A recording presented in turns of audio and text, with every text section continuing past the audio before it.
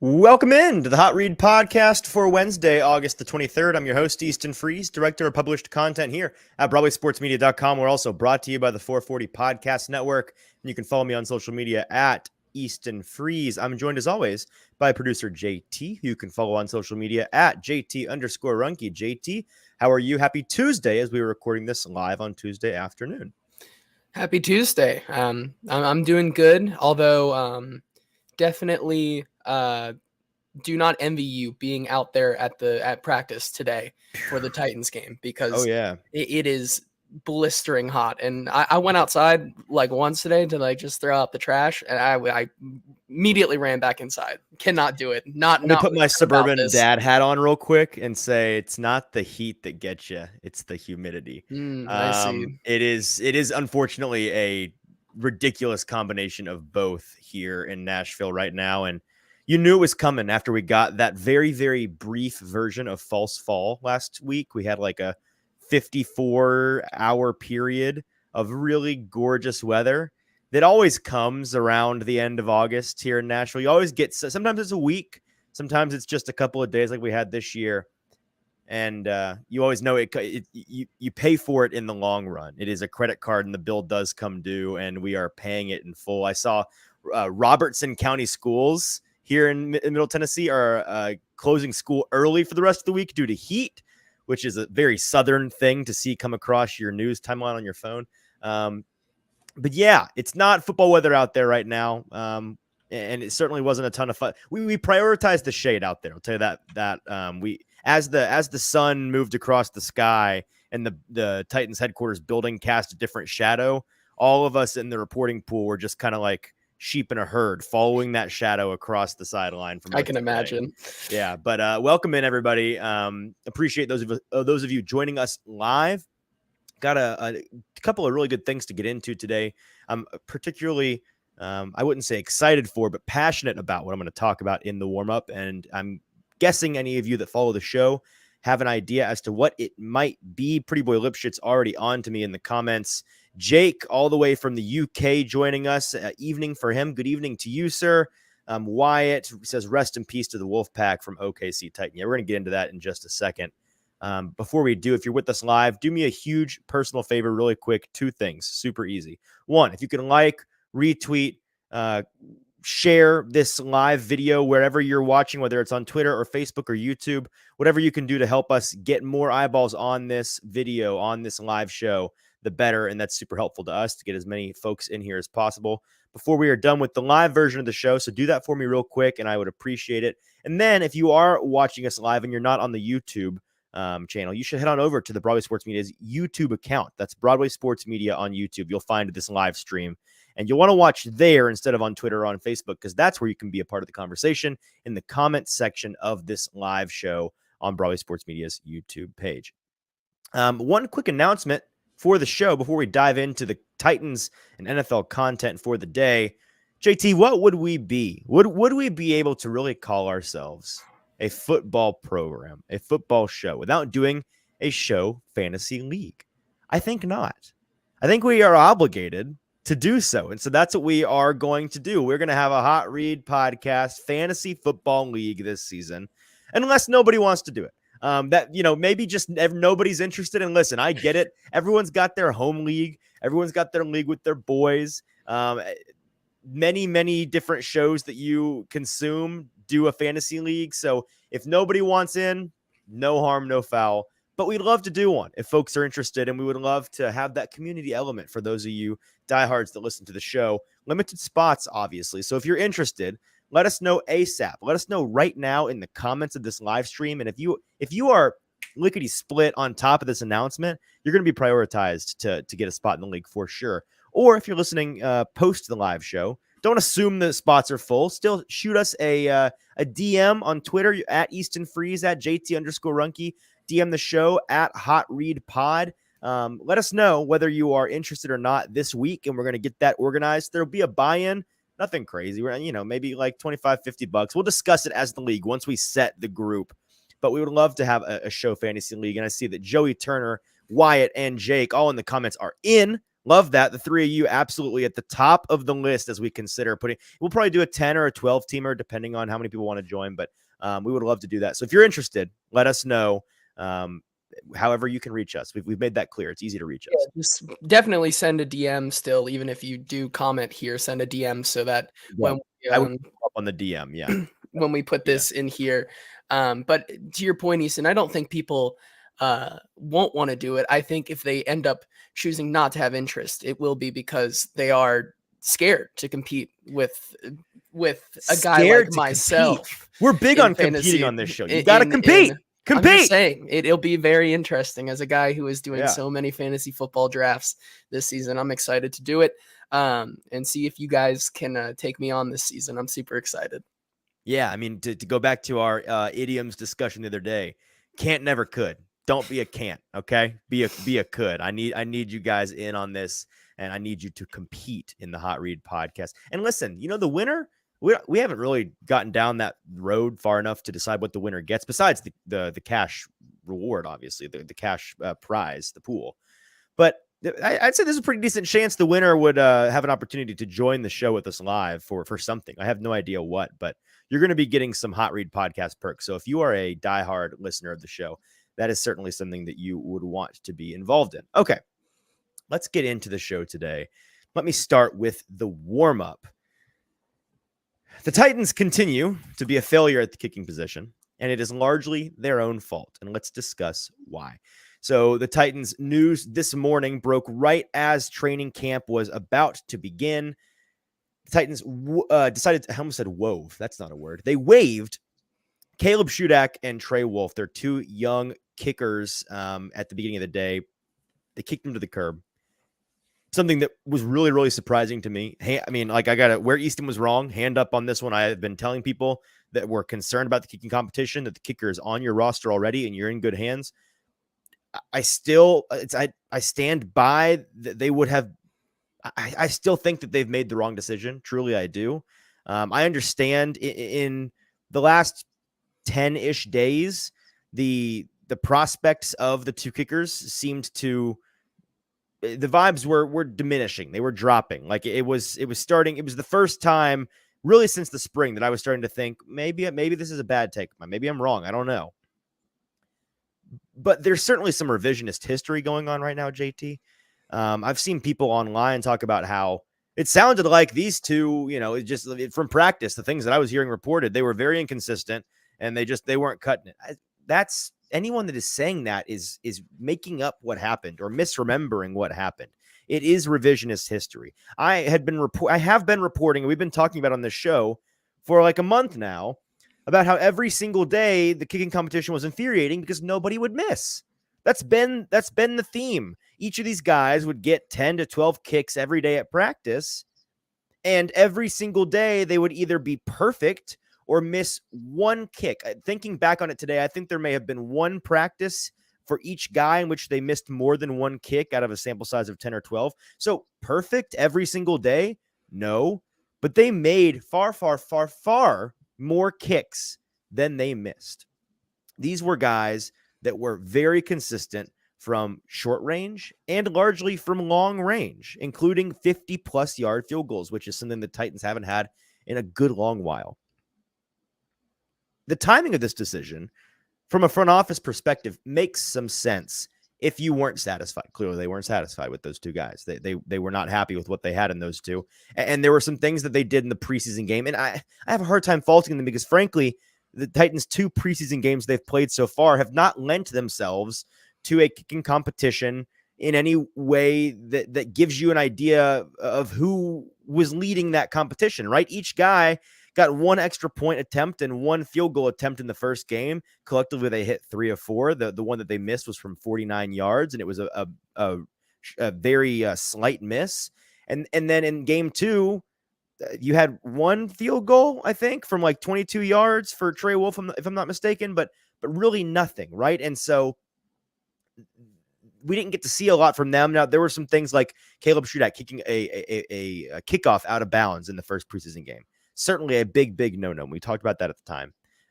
Trey Wolf doinking an extra point attempt in the second game. Certainly not something that you need your extra point attempts to be locked in. They need to be solid. But this timing of letting them go, whether it was the right decision or not aside, makes sense because you got one preseason game left. You bring in a guy in Michael Badgley, who we'll talk about in just a second. The newest Michael Badgley, the newest kicker for the Tennessee Titans. Hot Read podcast legend, Michael Badgley. Yeah. If you know on Michael Badgley. But he comes in and he's going to have this week of practice under, I'm assuming, some serious pressure to perform, and then some serious pressure to perform in the preseason game. And JT, just, naturally now the Titans will attempt 5 field goals in the third game, just because of course they will, right? We'll finally get what we were asking for the first 2 games for the 2 guys that they had. But after this week, there's going to be the roster cut down coming up next Monday. We're a week away from that 53-man roster cut down from 90 to 53. So there's going to be a lot of players out there. And and I've not had time to do the research on this, but I'm confident that there are a number of camps out there in the league with 2 kickers, one of which will be released. And there'll be some guys out there on the market for the Titans to consider if and when Michael Badgley is not the answer. Now on Michael Badgley, let's talk about him.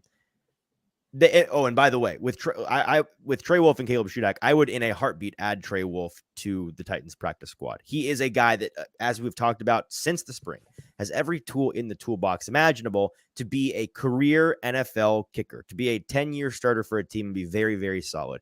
It simply was too raw for the coaching staff's choosing to begin here as a UDFA rookie. And I think that he's going to develop wherever he ends up into a fine NFL kicker. I hope that the Titans see that potential in him and choose to groom him by adding him to their practice squad. They absolutely should. They should do it as soon as humanly possible. However, they have Michael Badgley now, and he is a guy that has been on, this is his 4th team now in the last 12 months.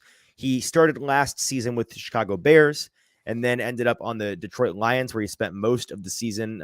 Certainly most of his production was with the Lions. The Lions then cut him, I believe, in the offseason, then re-signed him for a second in the offseason, and then cut him again. And then he was with the Commanders for a lot of training camp before being cut in the past couple weeks. And now he lands with the Titans, again, his 4th team in the last 12 months. But last year for the Lions, he was 24 of 28 on his field goal attempts. He made 2 of 3 from 50 plus, which sounds like, okay, yeah, he can kick for it. If you only attempted 3 field goals from 50 plus yards, that is a kicker that a team doesn't want kicking from 50 plus yards. Same deal with Randy Bullock, right? It's like, well, he's not missing a ton from 50. Yeah, boss, because he's not trying any from beyond 50 because the team won't let him. So certainly not a guy that has a monster leg that is trustworthy from range.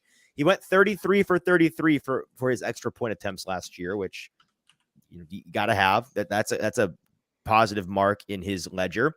But his first day today with the Titans as a kicker wasn't great. JT was not great. He had 4 misses on the day, which by my tally is at least twice as many misses in one day as either of the other 2 guys had for the past month. He was good from 29, 40, 47, 33, 38, 33, 33. So one kick over 40 yards in his first kicking session today. And the rest from pretty short, 40 or in. He was no good from 33. I believe it was his first kick of the day. Then 43 and 48, all of them wide right. And then later on in the day, to his credit, I think he had 4 or 5 more attempts after this first session where he kicked over and over and over. I think he made 3 or 4 of them, but he was no good from 44 later on. So 4 misses today from 33, 43, 44, and 48. Mike Vrabel was asked about why the Titans added Michael Badgley in his press conference after camp, and he said, quote, "We've had Michael here before. He gets the next crack at it," which certainly came off as a ringing endorsement, JT, in a moment where the head coach is essentially saying that their new kicker is basically just a warm body with a leg. Like he's a guy, he plays kicker, he's got a leg on him, like, okay, that's the best you can do to hype up your new guy. Choosing Michael Badgley over the young guys, and this is the crux of my point here, for this team to make that choice conveys at best their acceptance of, and at worst, an active desire to just be fine at kicker. Just be fine. Just be okay. not a position we want to really emphasize or put any resources into. We just want, and it doesn't even have to be perfect. It doesn't have to be that great. We just need a guy that can hang on to a roster spot by the skin of his teeth. We need a real Randy Bullock back here, because that's where they're at now. JT, they are going back to more of the same this season, I think, from the past couple seasons, right? Frustration and fear and mediocrity at best when it comes to when the kicker has to run out there to try to get you 3 points. And that's something the Titans shouldn't be okay with. Stop accepting that. It's really, really frustrating. And for all of the good things that this front office and coaching staff does and has done, Mike Vrabel and his special teams coordinator, Craig Aukerman, which now it's like, well, you cut the 2 kickers. You got to trust Craig Aukerman. His stellar track record indicates that he's such a good special teams coach that you got to trust him. He knows what he's doing at the kicker position. He doesn't know what he's doing in general, really. Like, he's continued year in and year out to be the weak link of the Titans coaching staff, in the sense that he's been given resources over and over and over and over for special teams. Every single year, JT, we talk about in the offseason, well, the Titans add so-and-so from the Dallas Cowboys. He's going to be a depth linebacker or a depth tight end, but he's a special teams ace. He's going to be a stud. He'll play some cornerback, but he's going to be an incredible gunner for their special teams and the special teams every year, outside of lucking into Ryan Stonehouse, a really great punter, and having Morgan Cox, a really great long snapper, continuing to have a revolving door of mediocrity at best and disasters at worst at the kicking position.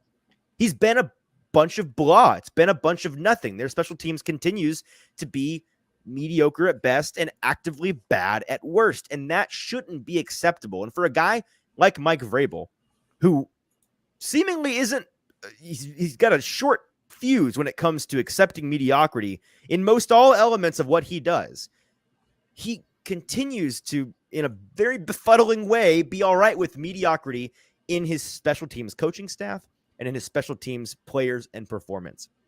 And Badgley at a key special teams position is just another example of the Titans being okay with just fine, not being willing to push the envelope, not being willing to demand a kicker who can push the boundaries and be an active weapon for them. Like, we talked to the Titans coaching staff earlier this summer, and he talks about, special teams coordinator Craig Aukerman talks about how, having a guy that can kick from range is nice, like 50 plus. It's an added bonus. He talked about it like it was a party favor. Like, sure, like I'll take it. Like, I'm not going to say no, but for him, really, it's about that money range. He's like, from 43 to 49. We want a guy that's money from there. That's our money zone. It's all about the money zone. And while on the surface, I guess you can't disagree that, like, yes, most crucial kicks are going to come from that area. And so, like, I get it. You need a guy that's good from there. In the modern NFL, why is that your bar? Why are you accepting, well, if he's good enough in that money zone, then we're A-okay. Then we're good. We're good to go. We don't need to worry about that position anymore. Demand better. Better exists. You have to be willing to put any amount of resources into the position, which the Titans continue to refuse to do. You have to be willing to stick with a guy like a Trey Wolf, who, again, they should add to the practice squad, because he's the kind of guy that if he develops, he's got that X factor potential. He's got that higher ceiling that you're looking for. A guy like Michael Badgley does not come close to offering. Yes, is there some inconsistency and concern about his ability from that money zone or from shorter range, his consistency with those easier kicks, with operational things like keeping a kickoff in bounds? Sure. Yes, there is some greenness. There's some rawness to that element of his game, because he is green, because he is raw. But you got to stick with a guy like that and try to develop him, bring him along, or else you're never going to have any better than, again, mediocre at best. And that's what Michael Badgley is. And that's what the Titans continue to accept on special teams and at the kicker position. And it, as fans, you should not find that acceptable. It's really, really pathetic. All right, moving on. That's the most frustrated I've been on this show, maybe all summer, JT. But it's a topic that demands frustration. Before we move on, I was not even a little bit paying attention to the comments. I know we had a lot of action over here. Was there anything of note that we need to address? We did. Joey Turner comments for a team so built on winning by thin margins with defense in the run game. They sure Yes, seem to Joey. be absolutely careless about special teams, which so commonly loses those kind of games. And to that point, Joey. it's like we've heard this entire offseason, like Mike Vrabel in almost every single press conference just hammers home the importance of special teams. And it's almost like act like it. Don't literally quit like saying it because you're not acting like it. It's not showing up in the on the field. Like the importance that he is stating is nowhere to be found. And I don't know if that's something because simply he's just letting Craig Aukerman kind of do his thing, holding him to an expectation that he just currently cannot and frankly will not reach. But yeah, especially for Michael Badgley, I mean, he's never attempted more than in his 4 or 5 year career. He's attempted 17 field goals over those 5 years from 50 plus and has only made 7 of them. So like it's not a factor from there. And teams won't let him kick from there because they know that. They're not dumb. Yeah. And then Jake said wouldn't be surprised if they grab Hot Rod, Rodrigo Blankenship, another guy who is, if you're saying you wouldn't be surprised if they do, fine. But should they? No. There's a reason that he's been cut over and over and over since he's come into the league. Very, very good college kicker, but sustained that injury in Indianapolis and he just got cut from the Bucks, a team that is actively horrendous. But you're totally right. Like you shouldn't want that guy on your team. We are definitely going to see like 5 field goal attempts this week, and Michael Badgley is gonna like miss like 2 of them, and like it's just like I'm with you right now that clearly the scouting of this team has their eye on maybe a couple guys on other teams right now who most likely will lose their kicking battle, that they might be a little bit younger, that they like over Trey Wolff and Caleb Shudak. But I'm with you that I think Trey Wolff is a guy that they could continue to keep on the practice squad and could develop. They should. And I want to just one last time harp on the point that Joey Turner made in the comments. Fantastic point. This is a team that, since Mike Vrabel has been the head coach, not only relies upon winning games by thin margins, but it's not like that's the best they can do. Mike Vrabel's style of coaching, the style of game that he wants every Sunday, it's intentionally going for games like that. He is a drag you into the mud, drag you to hell coach that wants to make the game tough and physical and as ugly as humanly possible and win a war of attrition. He wants to outlast you more than he wants to beat you into the ground. Maybe he would say differently, but his actions dictate differently. This is a team that every year in and year out, is in those close games, but it's not because necessarily they're super well matched with their team.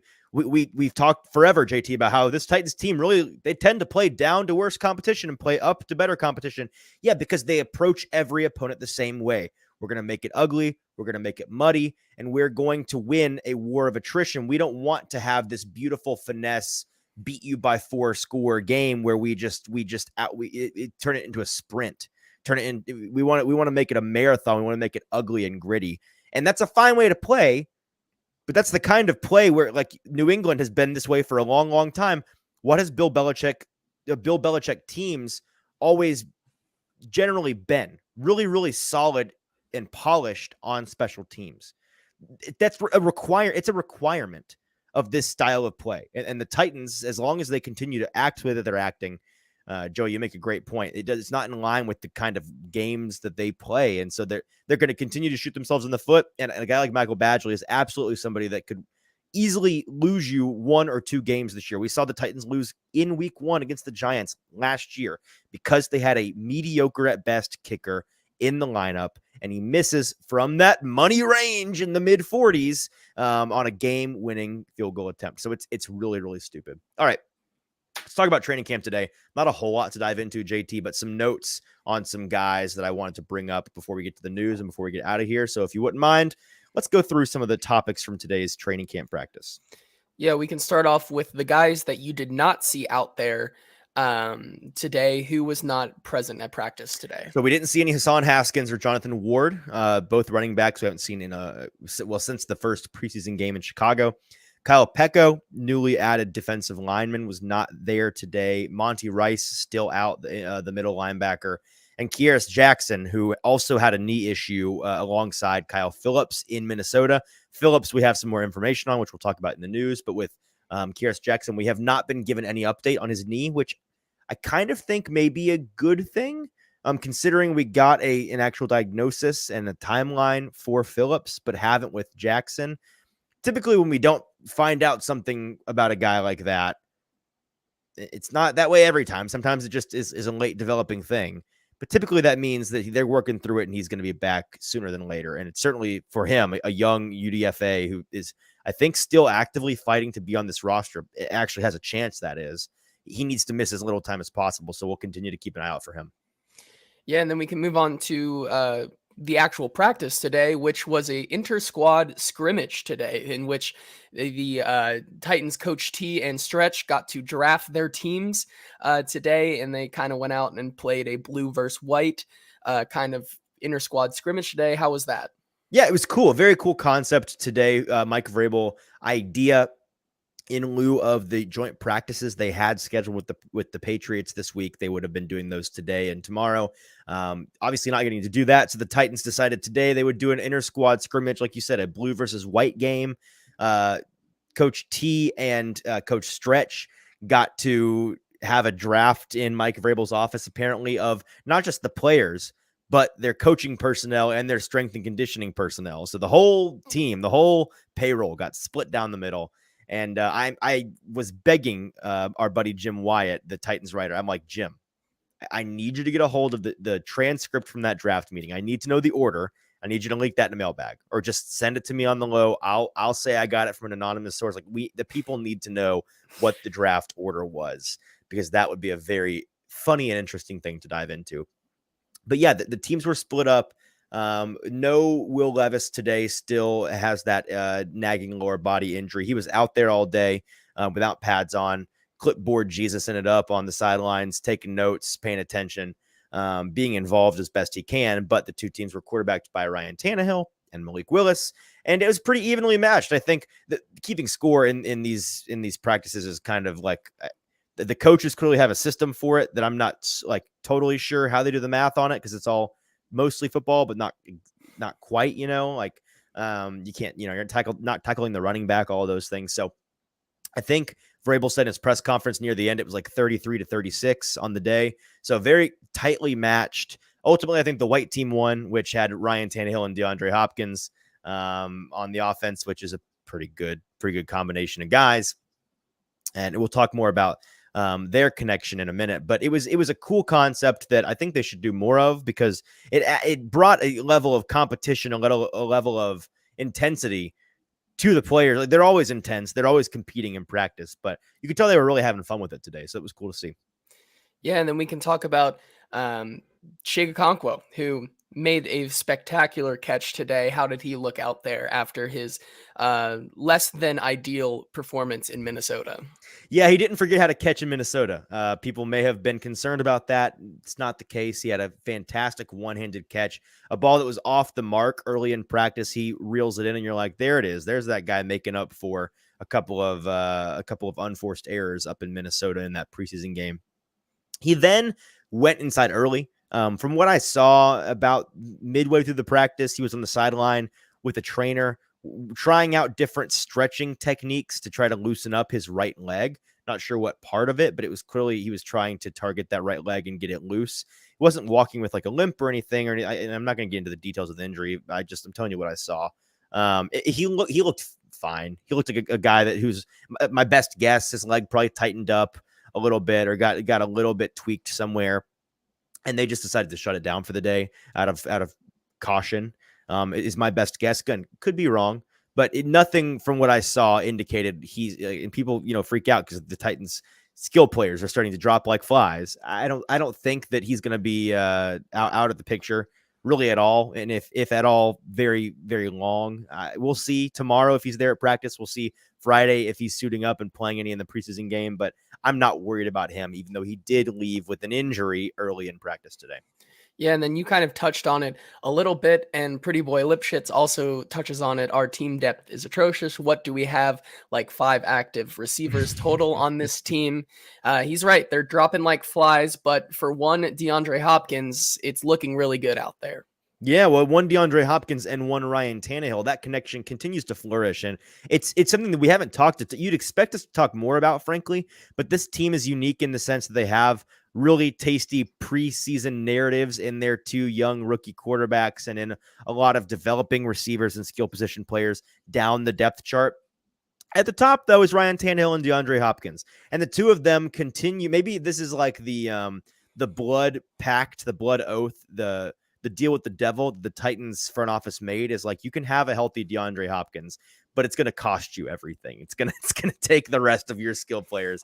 I certainly hope not, but frankly, at least having DeAndre Hopkins, regardless of the rest of the circumstances out there, if you've got a healthy Ryan Tannehill, a healthy DeAndre Hopkins, and a healthy Derrick Henry, you're not cooking with gas necessarily, because you may have nothing around them, and it may really, the burden on their shoulders is heavy, but you're not up a creek without a paddle. Like you're going to be fine.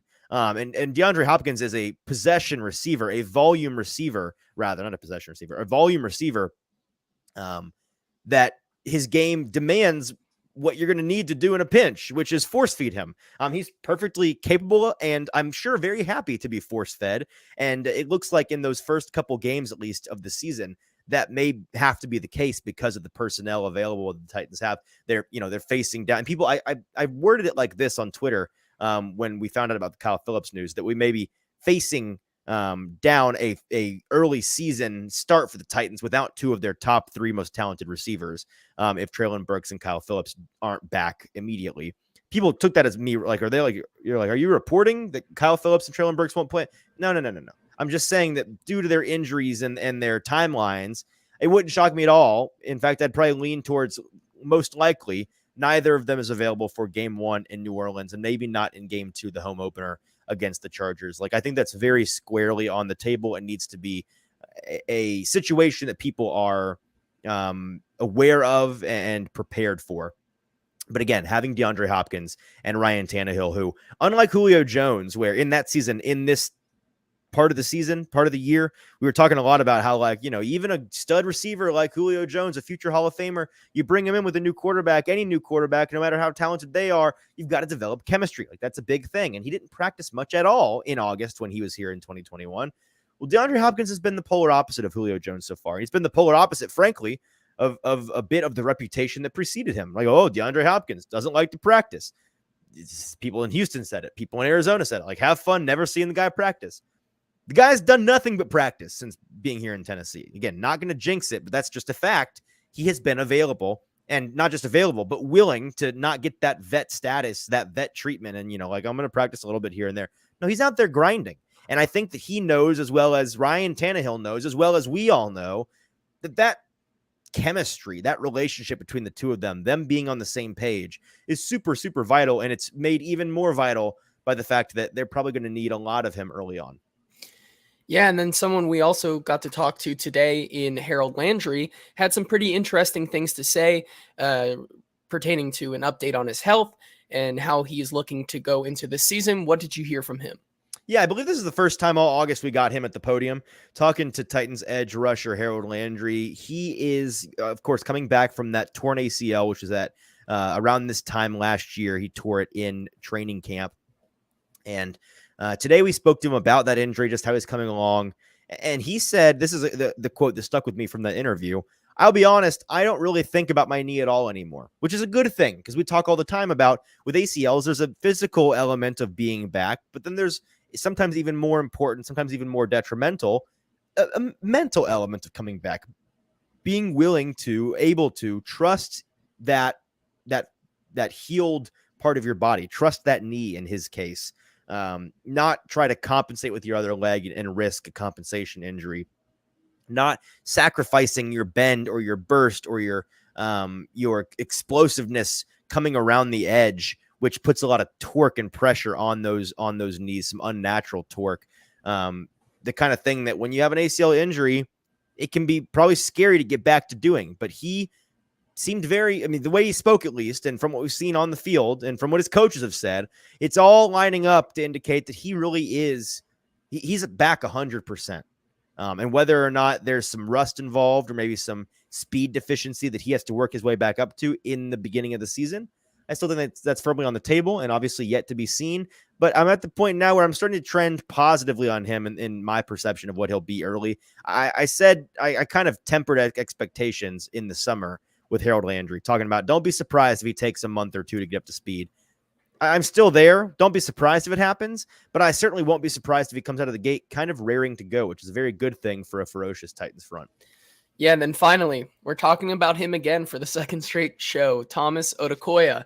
Mike Vrabel talked about him a lot in his press conference today, and I don't think I've ever seen Mike Vrabel back a guy more than he did Thomas Odukoya today. Yeah, no, he's been very complimentary of Odukoya for, I think, 3 straight press conferences now. He was asked about him today, continuing to hear nothing but glowing things about Odukoya, both on and off the record. I heard some things from the Titans production meeting for the second preseason game today that I can't repeat, but Mike Vrabel it's not a ruse. He's very fond of Thomas Odukoya. This team is very fond of Thomas Odukoya, as they should, because he's a player that has come along really, really, really well. He was one of the offseason award winners for the Titans. And he's a guy that, again, he's the international player from last year that was given to the Titans, not added. And Teron Davenport asked a question today about adding him last year. And Mike Vrabel was quick to point out, we did not go get him. We lucked out. He said, we absolutely lucked out because there is not a better human being, nobody better that cares more about his team. That's the kind of thing that you rarely hear Mike Vrabel talk about with any player, especially a young player like Thomas Odukoya. But again, an international player the Titans were literally handed by the league last year with an exemption status to stay on the roster to develop him. He and his family are from the Netherlands. He grew up. He's a Dutch player who came over and played college ball, I think, at Eastern Michigan. And I heard our buddy Justin Mello on his podcast, The Musically Audible, earlier this week, talking about an interview he did with Odukoya's college coach back in 2022, last year, when the Titans added him, and he was kind of nobody really cared about him because they knew it was a developmental player. And his college coach said something along the lines of, a lot of college programs, they build statues of all-time team players, Heisman winners, Heisman candidates, legends of their school out front. They build statues for those guys. He said, if I could convince our school to build a statue of Thomas Odukoya, I would. That's how much I love this guy. That's how much this guy loves ball. And he's one of those guys that sometimes coaches have to convince him not to do as much in the passing game, or convince him not to do as much in the blocking game and to work on his passing game more.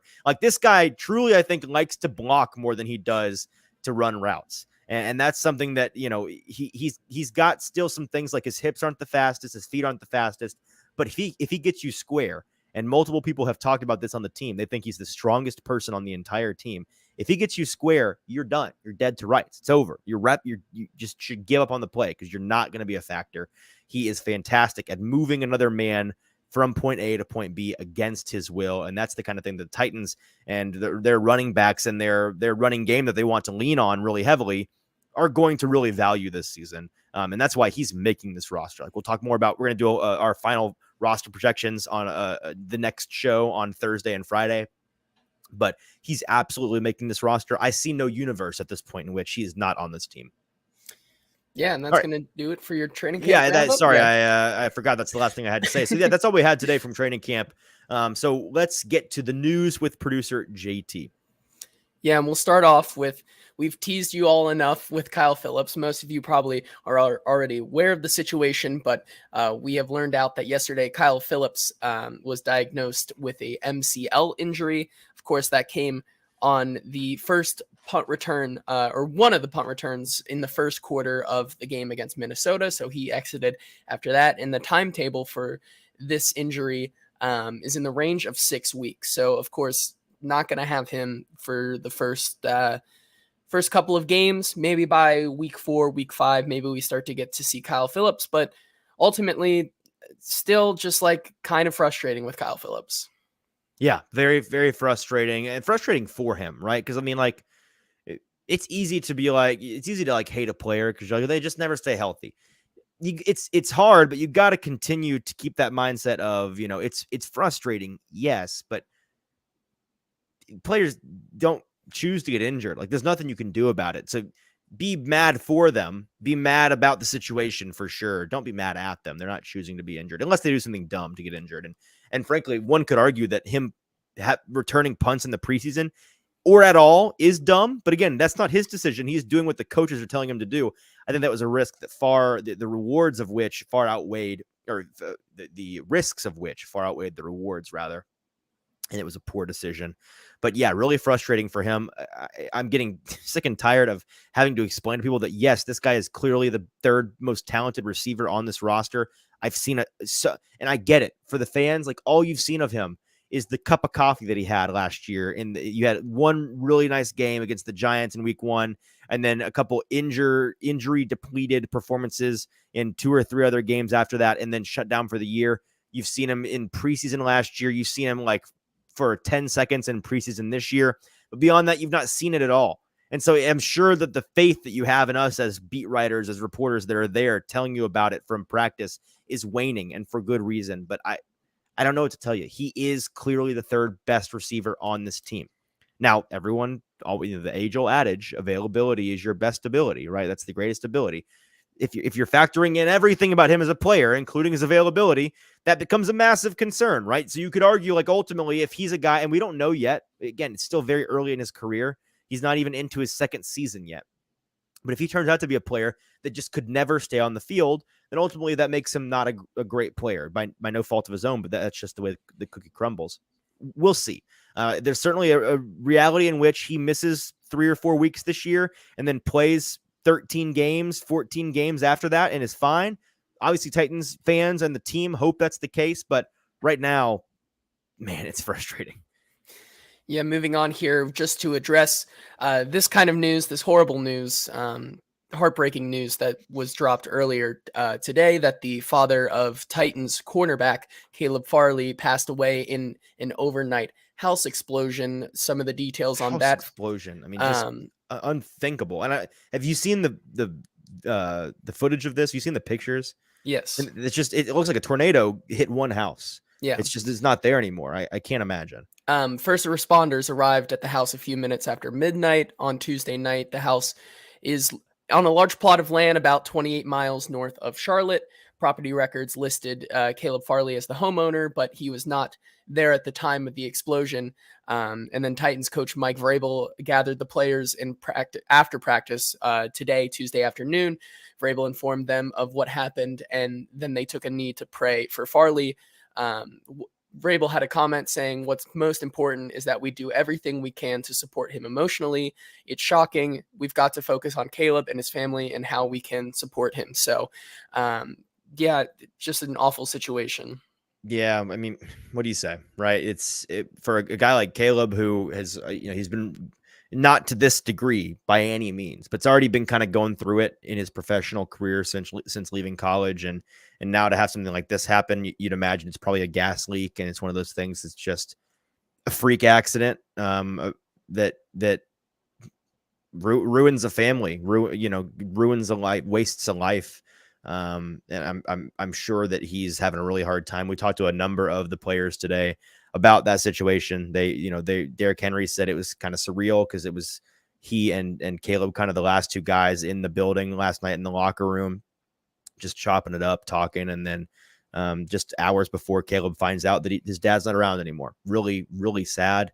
And you just trying to fathom hearing that news, having to deal with that as you're trying to get back healthy and like do all these things in your life that seem really important. Your NFL career is on the line, but then all of that becomes so unimportant when suddenly you have to deal with something like this. So really difficult situation for a player that I know that the Titans have their arms around right now. So just keep Caleb Farley in your thoughts and prayers for sure. Him and his family are dealing with something that nobody should have to deal with.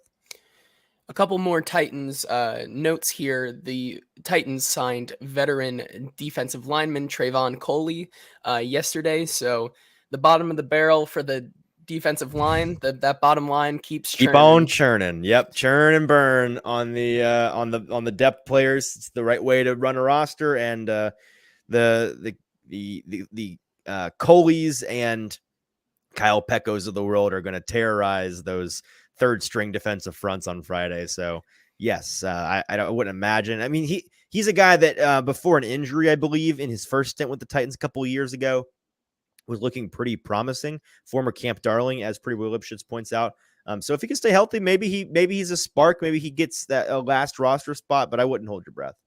Yeah, and then one final little interesting note on the Titans. The Titans this preseason have the 2 highest runners in terms of yards per carry after contact, minimum 14 rushes. Spears with a 5.62 yards per carry. He had a 7.57 against Minnesota. And then Julius Chestnut with a 4.45 for the 2 games. So obviously 2 young running backs who are showing promise through the first 2 weeks of the preseason. Yeah, obviously the Titans would not be in a great situation to have Derrick Henry go down with an injury for any amount of time this season.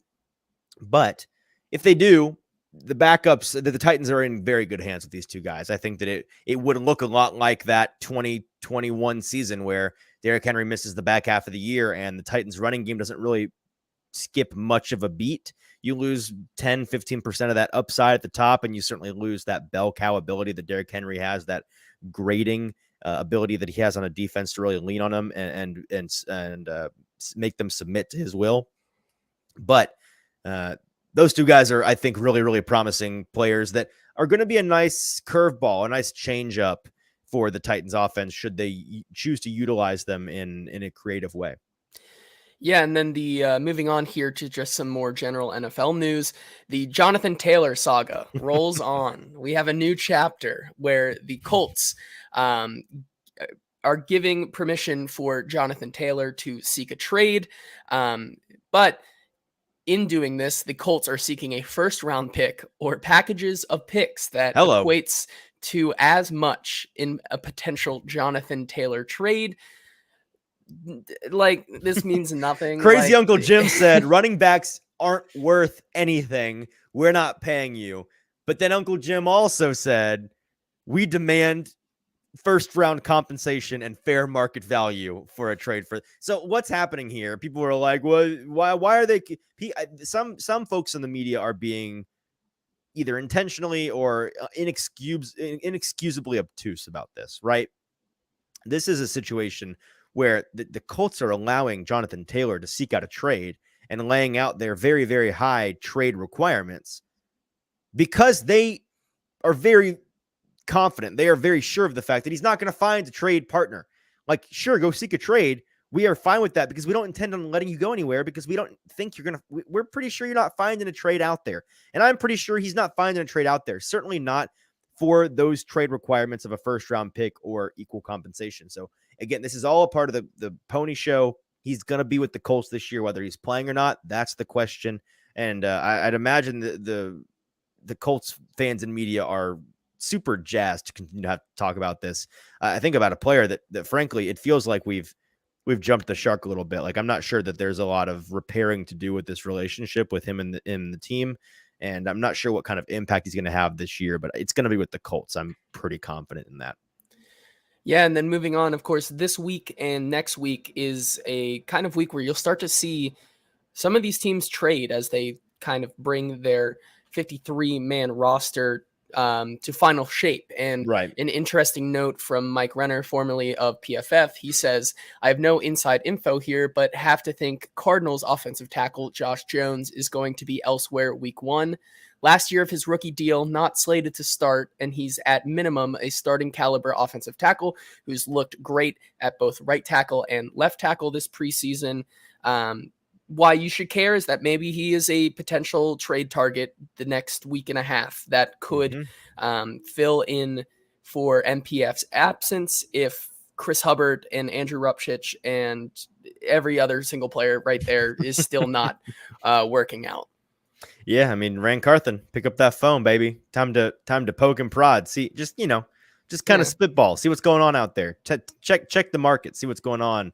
Just call up old Monty and Monty Austinfort, old pal. Reminisce Monty. about how's Jeff Swaim and Dennis Daly doing out there. So. We've given you so many of our good players. How about we make a deal? You send one our way. How about it?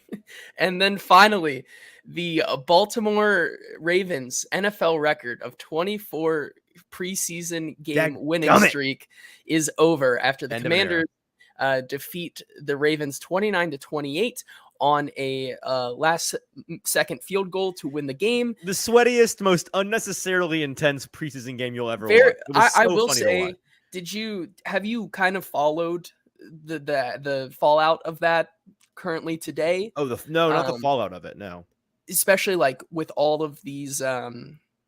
With all the guys before the game saying they really didn't care about the streak. Now they care. And the Commanders, they're like, we don't care about that. We're just going to go play. And then the Commanders were just very visibly taunting the Ravens throughout the entire game last night. No one believed them when they said they didn't care. It's so just fake. It was a total lie. Of course they cared about trying to break it. So who will start the next one? That will be yet to be seen. I don't think anybody's touching that one, baby. I think 24 is going to hang a banner. And that one's going to stand for a good long while. All right, that was producer JT with the news. Thank you, JT, and thank you to everybody that listened in live with us. We're done today. A couple things before you go. Reminder: Fantasy League.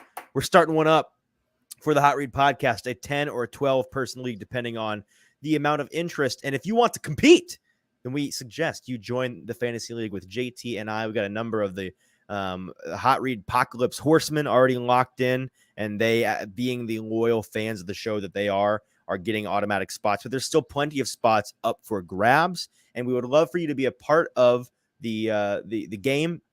So if you have any interest at all, make sure to DM us. DM me at Easton Freeze or JT at JT_Ruhnke, or even easier, DM the show on Instagram, on TikTok, or best of all, on Twitter at Hot Read Pod. DM the show at Hot Read Pod if you are interested, and we will put together that league this week and let folks know who is in and who is out.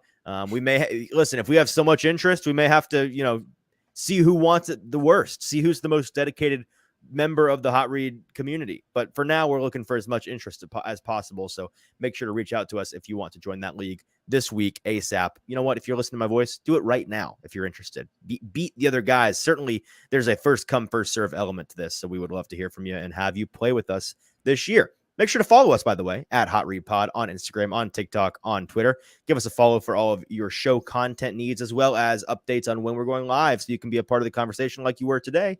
And rate, review, and subscribe us wherever you get your podcasts, on Apple Podcasts, on Google Podcasts, on Spotify. Of course, you can rate, review, and subscribe, and that is super helpful to us. So make sure you're got all of those boxes checked. We are partnered with Zen Sportsbook this year, JT, as we get closer and closer to our degenerate gambling ways and making all kinds of money off of Vegas.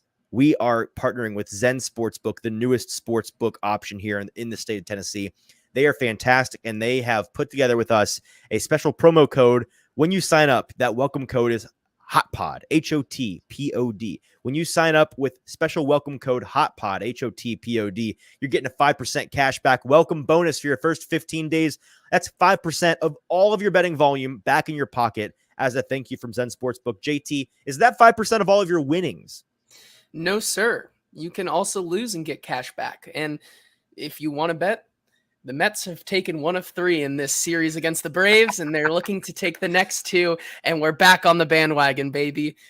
So maybe bet on the Mets, and if you bet on the Mets and lose and still get your cash back. Exactly. I'm with you. And then after your first 15 days, that 5% welcome bonus does not go away. It just drops down to 3%. Still 3% cash back after that welcome 15-day period. Forever, you're getting 3% cash back on all your betting volume every single month deposited into your account as a thank you from Zen Sportsbook for gaming with them. So check them out, Zen Sports Book, wherever you get your apps. Use code HOTPOD, HOTPOD. That's it for us today. Appreciate everybody tuning in live with us. As always a pleasure to talk Titans and NFL with you guys. We'll be back live on Thursday afternoon, recording our Friday morning episode. We'll be doing a lot of 53-man roster, final calls, final takes, final thoughts. I'll probably lay out my tentative final roster because come Monday, we will know who the final 53-man roster is.